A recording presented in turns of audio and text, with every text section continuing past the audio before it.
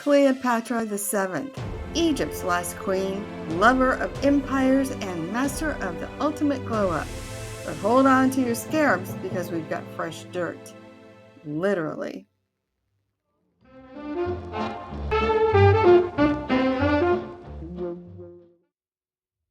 So, who is Cleopatra VII? She was born around 69 BCE, and this Ptolemaic queen wasn't just a pretty face. She was a political genius who spoke 9 languages, ruled Egypt like a boss, and had Rome's biggest players swooning.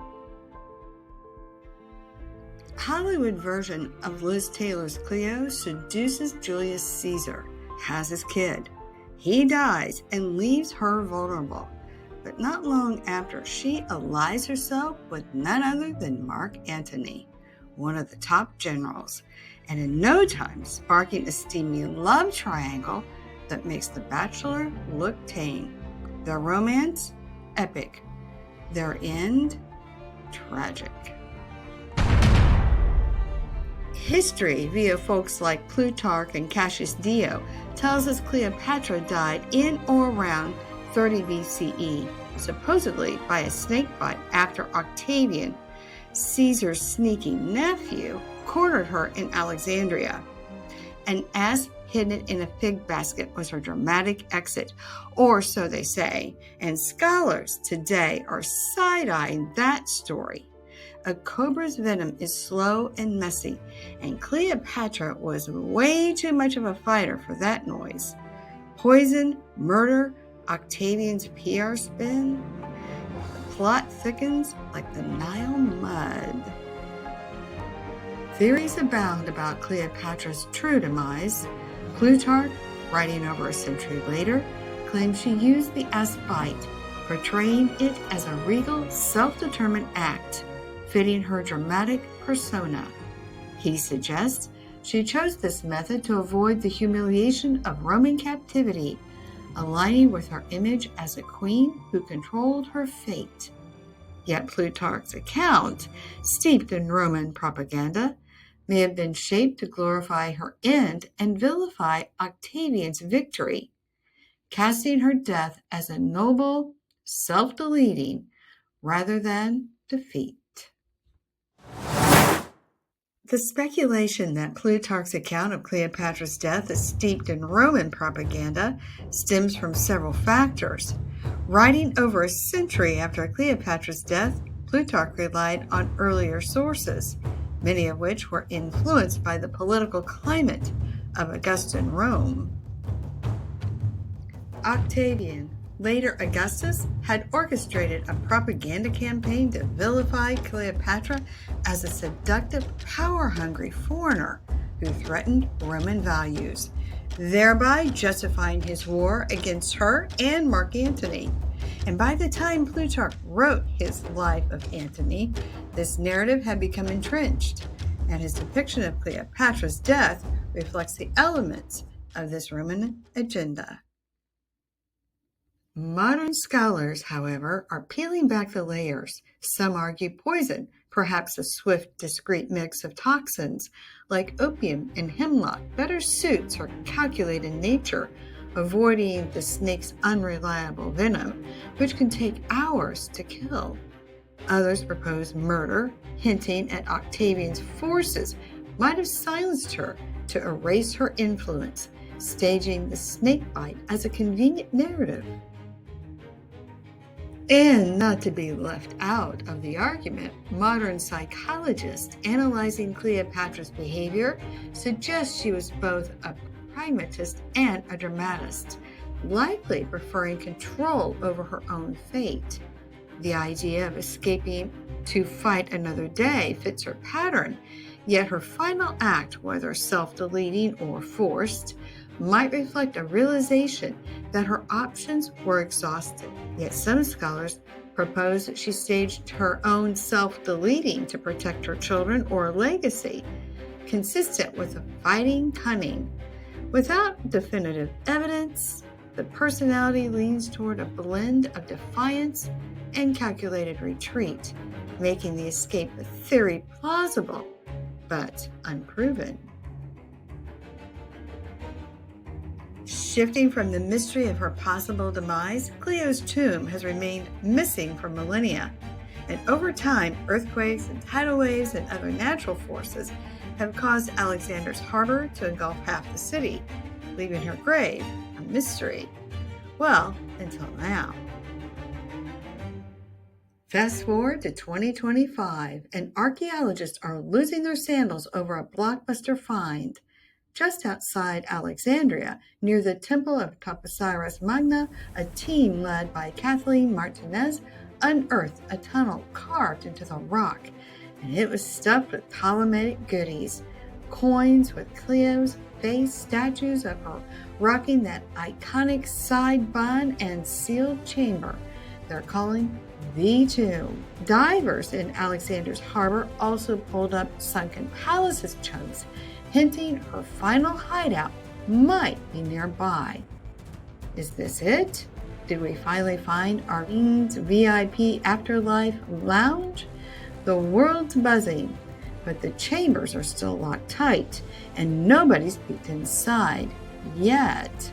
So we went full woo to get the scoop. Alright, superhumans, we fired up the cosmic Wi-Fi and remote viewed Cleopatra's final moments. Spoiler alert, it's not what the history books tell us. Total fiction? Let's get started. Before we go any further, let's elevate your journey, personal and cosmic. Meet your must-have companion, the Energy Healing Map at mdhmap.com. Perfect for beginners and pros, it's your guide to clearing trapped emotional energies like ancestral or past life baggage, aligning your vibration with your goals. Imagine releasing old vibes to unlock new skills like remote viewing.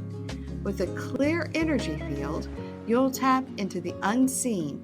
mdhmap.com helps you heal, grow, and explore your universe. Grab your energy healing map today, clear the past energies, and align your vibe, and see what's out there. Visit mdhmap.com now. We have Christina with us to help us do the remote view. And remember, you know the drill. Close your eyes, take a deep breath, and feel the story as we begin to talk about it. Does your body feel light or does it feel tight? You don't have to be a professional remote viewer. After all, how many times have you actually said, "Ooh, I wish I listened to my gut instincts"? This is where it all starts in associated remote viewing. But first, if you could do us a favor, hit the like button and share, because it means so much to all of us, because we are all trying to come together and ignite the superhuman in all of us. Also, leave a comment and let us know how you're feeling about this remote view. What happened to Cleopatra? All right, Christina, I am ready when you are. All right, Sally, let's do this. All right. Okay. So, first question. Did Cleo self-delete? I got no. She absolutely did not self-delete.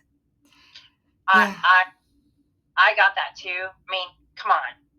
Cleopatra? I know, she's a fighter, right? So Right? I'm sorry. Yeah, and you are somebody who has studied the classics for many, many years. Did that story ever feel right to you before we even remote viewed it? Well, it's just felt weird just because it's like, well, everything that you get in ancient history, what you get is written by the winner. So she wasn't the winner in this one. So it's all kind of colored by Octavian. Right, and I kept thinking, well, who said that she self-deleted? Was that a story written by, and I know we talk about Plutarch and others, but they were 100 years after the fact. It's a bit like us saying, well, George Washington said, and he's been gone 200 years, right?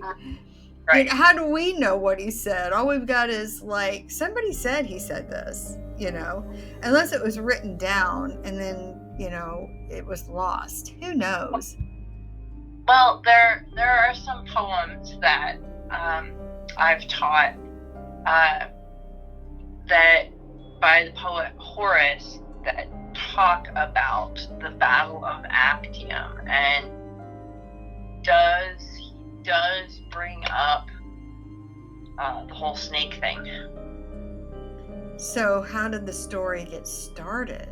So that's the question that you have to go back and go, okay, so because everybody who was publishing at that time period, a lot of them were beholden to Octavian. You know, somebody in his government was paying them to write. That makes sense. I was like, well, I guess some things just never change, do they? Right. So somebody's paying them to write. They're writing. You know, they sneak in digs where they can. You know, but on the whole, you know, you're not going to bite the hand that feeds you. So literally, I guess in this case. Right. So, all right. So, okay, so we get no. She did not. She was a fighter. She absolutely was a fighter. All right. All right. We are ready for the next question. All right. What happened in Cleopatra's final hour? That's the thing that surprised me. Holy cow. You know, I grew up on Elizabeth Taylor and Cleopatra. And, you know, I always envisioned that she actually died the way that movie laid out. But in her final hour, I feel like she was escaping. And it feels to me that she had an entourage.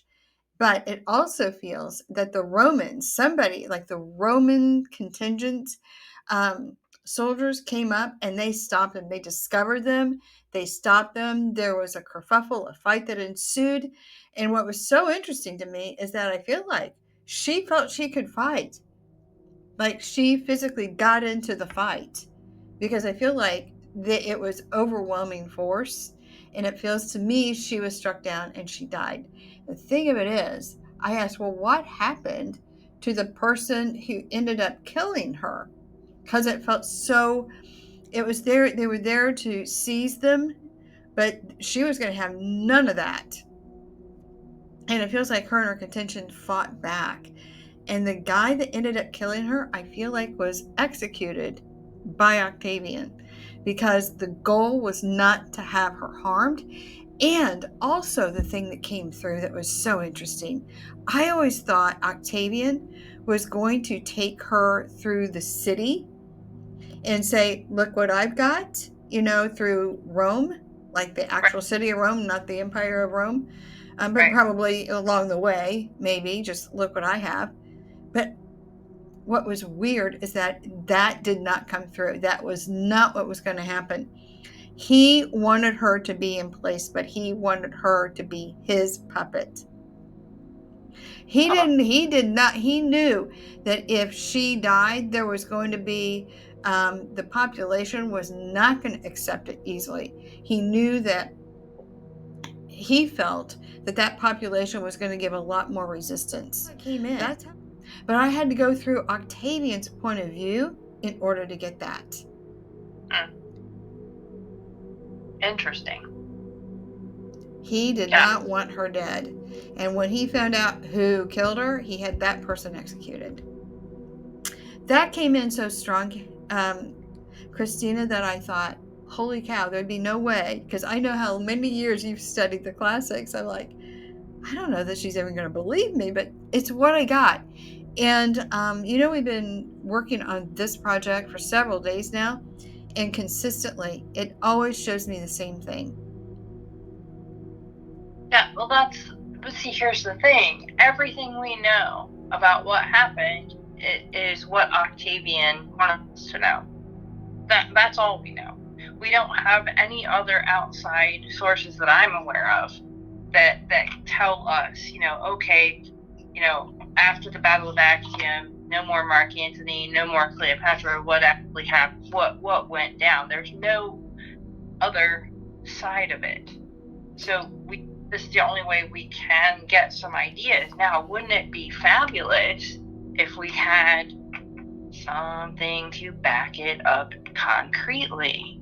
Yeah, that would be great. that would be mind bending for everyone. Well, you never know. Maybe they already I know. know. Maybe somebody already knows how, there could be a hidden document somewhere that's not been released or maybe not transcribed yet. Yep. I think the sands of the Middle East are pretty deep and there could be a lot of information still covered up. Yep. And I always wanted to know what was in the Vatican Library. Yeah, we'll have to remote view that one at one point, won't we? I bet there's a lot there. Ready for number 3. All right. Has Cleopatra's tomb been found? I believe that archaeologist did find her tomb. I don't know that they found her tomb. I think they suspect that they found the tomb, but they've got to go in and open it to see what's there. And it doesn't feel like they've opened the tomb yet. But I do feel that it is the tomb that she had built for herself for when she died. Yeah, I get that her tomb has been found too. And that, like you say, it is her tomb that she built for when she would die. And I also got that they have not really opened it yet and had a chance to really explore. That's going to be so interesting when they do. Oh, I know. Well, imagine, just not that long ago, they found the city of Alexandria, underwater. Yeah, a lot of it. But it's been so hard to really even do marine archaeology because apparently that bay is, one, very filthy. And also, and I may be wrong, it used to be. Maybe they've cleaned it up since then. I don't know. But I have a friend who is from Egypt, and he said that water was always very dirty. But that was many years ago. So hopefully they've got that cleaned up. But also because of the currents and stuff, the sediment, it's always churning. Yeah. So it's just like the visibility there is extremely difficult. But they have been pulling up shards of that palace. Yeah. Like the palace floor and stuff. So I wish I could see that whole thing like visually, like a movie, and watch how that all happened. Was it just attrition of the land from tidal waves, as I said, or did it just like go completely down in one fell mega quake? I don't know.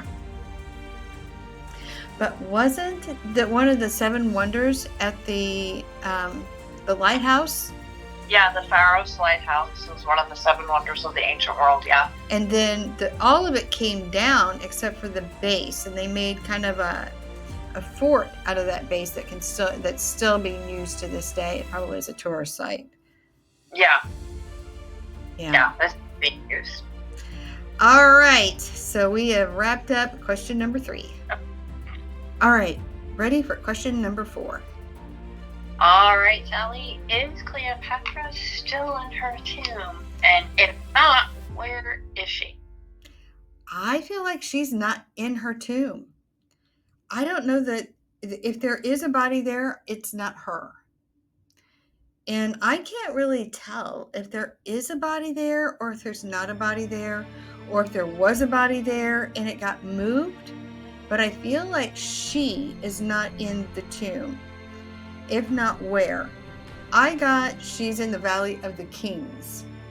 And I feel like she's in a stash with other kings that got moved, or their tombs may have been disturbed. And so I think there was KV5 tomb that they found Ramses in, and some others.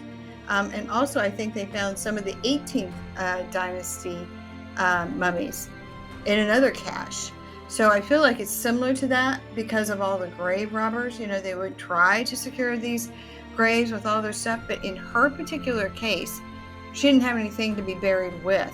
But I do feel that somebody did care enough to get her embalmed and get her, her remains like she should have been, but she didn't have the burial that would have been afforded a king.